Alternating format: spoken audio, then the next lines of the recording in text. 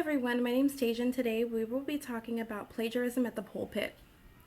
Not many of us understand that plagiarism at the pulpit is real. I mean, we hear things and they're inspiration to us and we want to use them because they're so great. But sometimes we need to stop and we need to understand that by using these things, we need to also give the original author of these things credit. Plagiarism at the pulpit is real, and giving the credit to the one who created the idea is the best thing that you can do. Plagiarism at the pulpit is when you take the idea of another minister, pastor, preacher, and you use it without giving them the credit or stating that they're the ones who created the idea in the first place. We will always give credit to the Bible. Why wouldn't we want to give credit to a different person who's preaching it? I mean, we use scriptures and we give the congregation scriptures and back up what we're doing. So why wouldn't we want to do that with statistics, facts, and resources that we have used to create our sermons? I think this is very important to understand, being that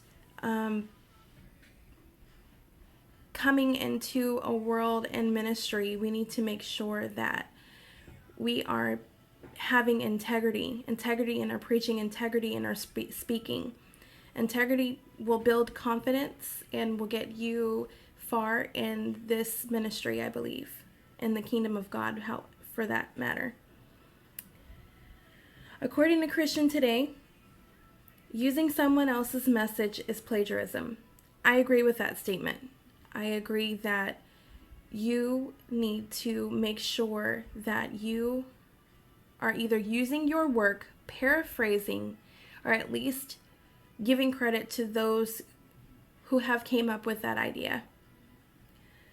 Plagiarism and academic pulpit plagiarism and academic plagiarism are one and the same.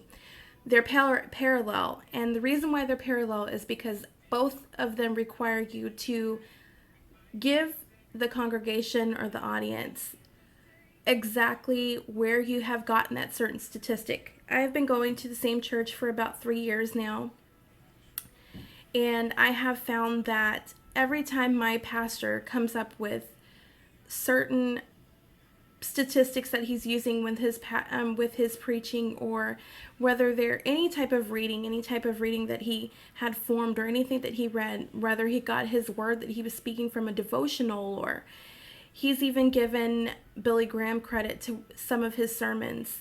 And that is the most important thing. Plagiarism is real, and it's time that everyone realizes that going into ministry, and I'm glad that we were taught that this week. It is important to cite and